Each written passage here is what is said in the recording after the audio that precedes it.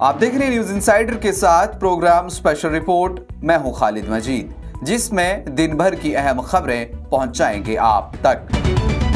हिंदुस्तान में मस्जिदों और मंदिरों के सर्वे को लेकर आरएसएस के सरबराह मोहन भागवत का बड़ा बयान।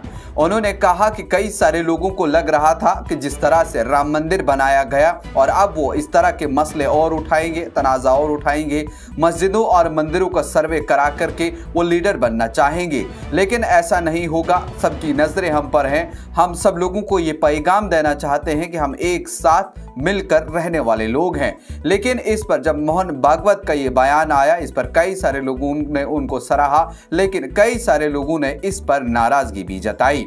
इस पर कुछ लोगों ने ये कहा कि ये बयान जो मोहन भागवत ने दिया है, ये कांग्रेस के उन लोगों को भी देना चाहिए जो इस समय आइन की धज्जियां उड़ा रहे हैं। यूपी के संभल में तशद्दुद के बाद पुलिस इंतजामिया आज नमाज जुमा को लेकर चौकस नजर आई। नमाज जुमा के लिए ऑफिसरान की खुसूसी ड्यूटी लगा दी गई। इसके साथ ही मजहबी गुरुओं से भी बातचीत हुई। नमाज जुमा के पुरअमन इनेकाद के लिए सिक्योरिटी के सख्त इंतजाम किए गए।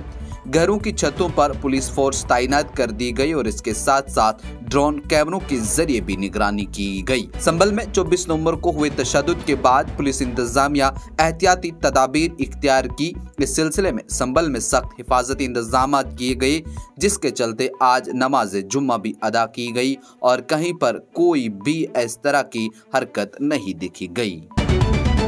समाजवादी पार्टी के रुकन पार्लियामेंट जियाउर रहमान बरक की मुश्किलात कम होने के आसार नजर नहीं आ रहे हैं।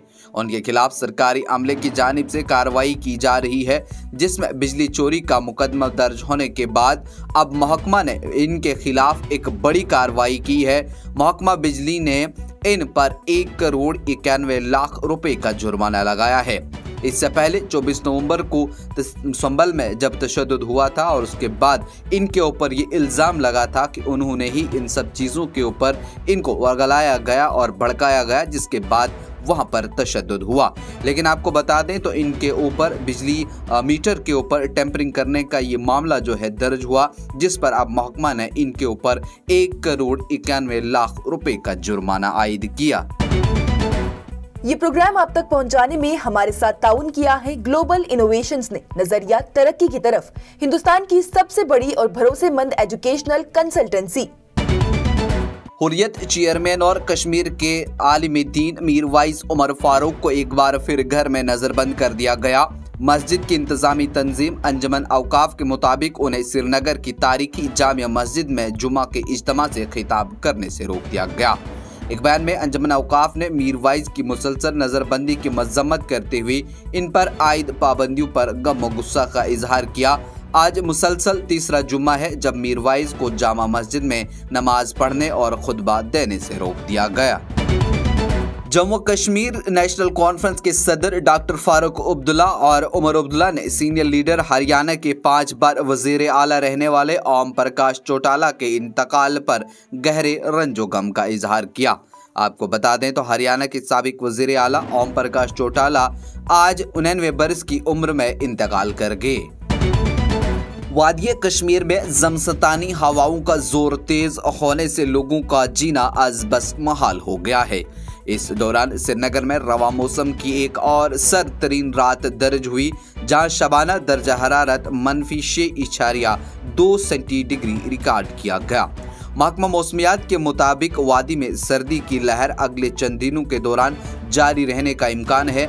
जनूबी कश्मीर का जिला शोपियां वादी का सर्द तरीन इलाका रहा, जहां कम से कम दर्जा हरारत -10.0 डिग्री सेंटीग्रेड रिकॉर्ड हुआ, जबकि जिला अनंतनाग और दूसरे दर्जे पर रहा, जहां कम से कम दर्जा हरारत 9.9 डिग्री सेंटीग्रेड रिकॉर्ड किया गया। राज्यसभा के चेयरमैन जगदीप धनखड़ ने अरकान पार्लियामेंट से आवाम के एतमाद और तवक्कात का एहतराम करने की अपील करते हुए कहा कि दुनिया हमारी जमहूरियत को देखती है, फिर भी हम अपने तर्ज अमल से अपने शहरियों को मायूस कर रहे हैं।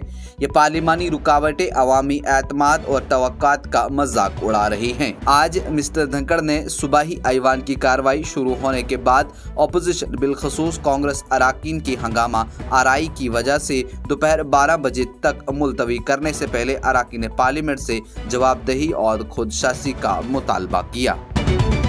लोकसभा ने आज one nation one election bill parliament की मुश्तरका कमेटी जेपीसी को भेज दिया। बिल पर गौर करने के लिए कमेटी दी, जिसमें कुल 39 इरकान हैं, जिनमें 27 इरकान लोकसभा से हैं और 12 राज्यसभा से हैं। ये इरकान इस बिल में तरामीम से मुतालिक तमाम पहलुओं पर तफसीली गौर करेंगे। आम आदमी पार्टी के कौमी कन्वीनर अरविंद केजरीवाल ने पार्लियामेंट में दलित मसीहा डॉक्टर अंबेडकर के बारे में मरकजी वजीर दाखिला अमित शाह के तज़हीक आमेज तबसरे पर बिहार के वजीर आला नीतीश कुमार और आंध्र प्रदेश के वजीर आला चंद्रबाबू नायडू को खत लिखा है। मिस्टर कुमार और मिस्टर नायडू को खत लिखा, जिसमें उन्होंने कहा कि एक अहम मौजू लिख रहा हूँ, जिसका ताल्लुक न सिर्फ हमारे आइन से है बल्कि बाबा साहब अम्बेडकर की साख से भी है।